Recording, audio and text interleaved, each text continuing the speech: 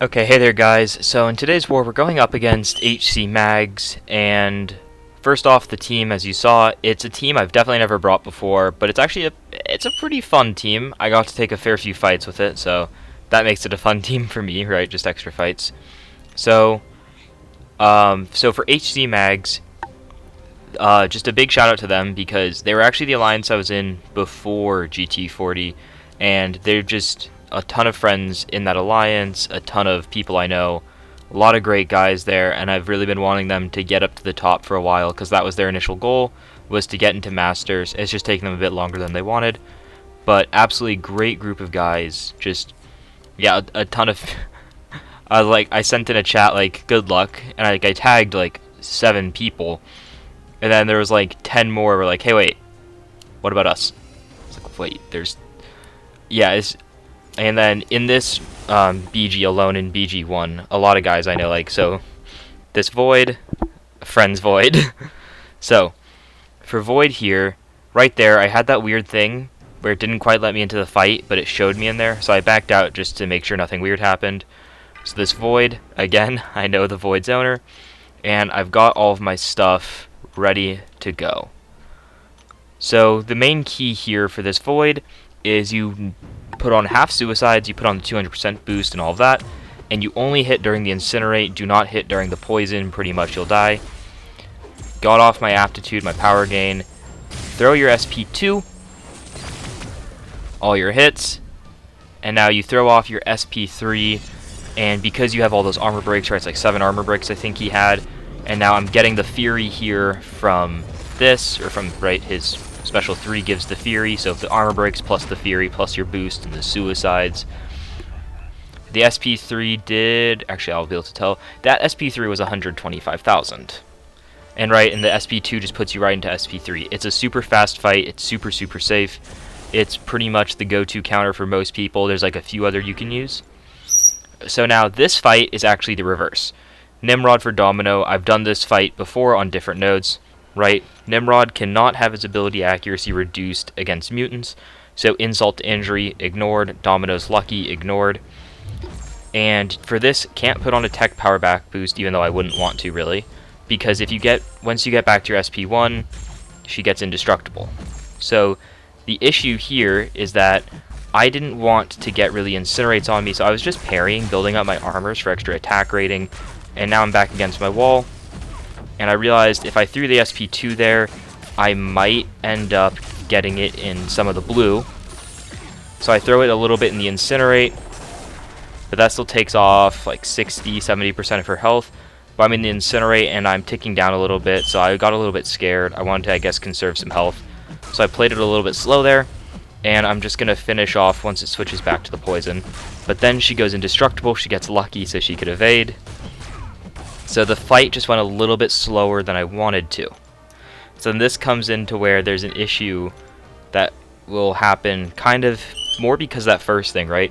If you noticed when I went into the first fight, there was 30 seconds left on my Power Start 1 boost. Or not 30 seconds left, 30 seconds off of it. So then right there was a little bit of a loading issue. I had to look for the potion I wanted to use and decide. And so when I get up to here, I'm supposed to do this fight with a Power Start 1 for Kitty Pryde against Nimrod, and that's the mistake I made last season against JA, right? I went in too early. So I'm like, shoot, I've got to buy the advanced power boost now. Because I used my compensation in the past war, I think, and that's the last package we're ever going to, not ever going to get, but that we're going to get, right? At least for now. So for this fight against Kitty Pryde, I was kind of just going into it. It's kind of just play it slow, don't hit into her miss, watch out for the evade, all of that. But I don't know, yeah, like sometimes you're just playing and it doesn't quite feel like your mind's just like active enough. It was kind of like that. So you're gonna start seeing me. I'm gonna like hit into some miss a lot. I'm going to, so right there, I do a second hit for some reason. And then right now I need to bait that out. And I try to go for like a 4-hit combo to remove more prowess. So I get evaded, and I don't go in there when she's phased, thankfully. And then right here, so I actually get off my SP2, and the SP2 does like 40%, brings her down to half health. Pretty good start. But now this is where the second half it gets even weirder for me. So I see the miss, but I hit in a split second too early. So now she gets more aggression prowess, and the prowess from the stun. And this fight's actually going a little bit better than I felt like it did while I was playing it, but it's clearly not like my cleanest fight I've ever done. And I think it's like here, so I did a medium, light, medium, but I'm gonna go in, evaded, and then now she's gonna miss again, and I go in again. Like, I just kept doing stuff like that in this fight. It was really weird.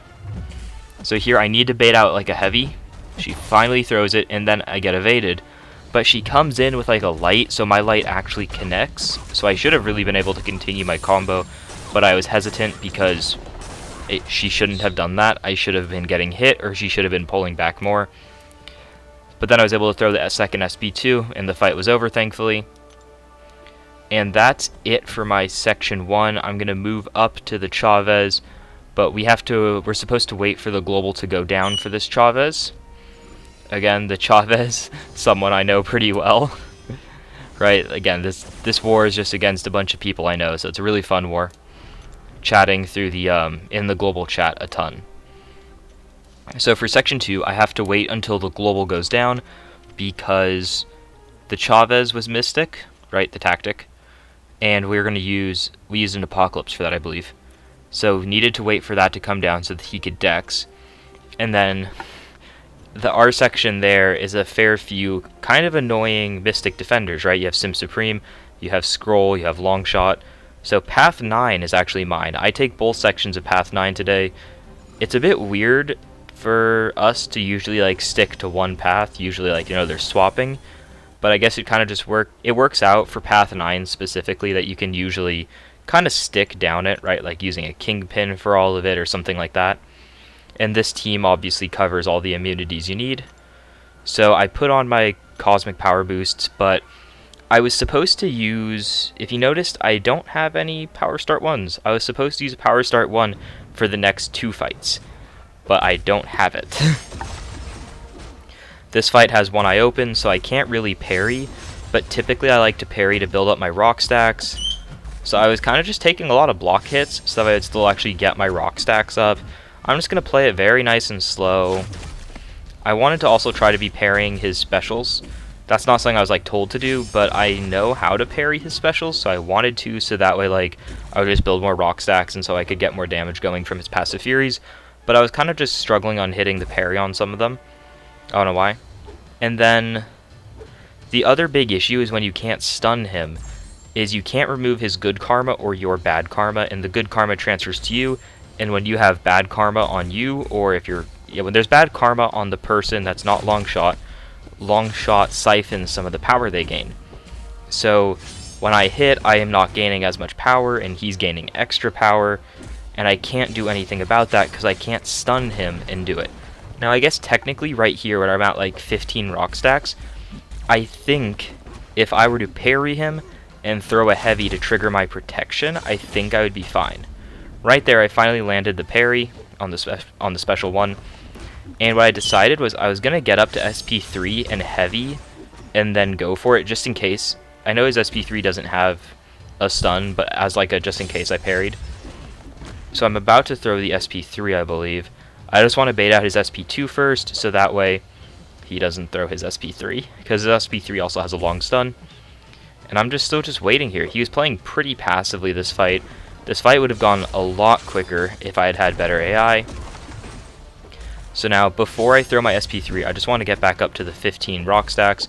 At this point, I probably could have done without throwing my SP3, but I wanted to, so I did. So see there, I got the parry, wait for the stun. I hit the 20% bonus, doesn't really matter. I go into this, he has like 30-ish% health left. I'm just going to throw him around inside of a giant pile of cement, because that gives you your unblockable, and it doubles the damage your Furies deal. And so I'm unblockable and unstoppable, so I can just clap in. And it was a pretty easy fight. If he was a bit more aggressive on his specials, it would have been nice. Thing was a pretty good counter there. So for this next one, this person is actually ex-GT40. Not my BG, but he was in GT40 for a fair bit of time. So again, just another person I know. So this is a Nimrod fight, of course. And this is where the Power Start 1 was supposed to start. I was supposed to use the Power Start 1 here, and for the Super Skrull next. So right now, I'm just building up some of my armor ups while I have while the shock debuff is going. With the Power Start 1, this fight would have gone a lot better, because I would have been able to attack while the shock was active. But instead, I was like, I had to play it a bit weird. I have to wait. And now I'm going against my wall, and I have he has the shock timer and a lot of rage stacks. I'm like, do I take the shock damage? Do I dex against the wall? Because I already lost my invul, the heavy there. So I'm just like, okay, I'm just going to go in. It's triggering to the bleed now. So I get that. I get the intercept because, again, he has the very aggressive AI while he has this active. And I'm just getting some backdrafts in while he has the bleed. I'm going to play it a little bit slow right here while it's ticking down because he's almost out of his rage stacks, so now he's no longer unblockable. Shock's almost over, so I can start parrying again. I'm just going to parry until shock's over, go back in once bleed's there, and I realized that my Eradicate was about to end, so I wait so I can use a light, go for the SP2. He had 10% health left, it doesn't matter. He was dead. He was going to die there. Alright, he did not have much health left, and yeah, pretty much that. He just didn't have much health left. So, this is, again, someone I know. So this is actually the CGR fight. Again, this was supposed to be with a Power Start 1. Once you see this fight, I think we can all agree you don't need the Power Start 1 for this. But I put on the invul just in case, because it's better safe than sorry, I guess.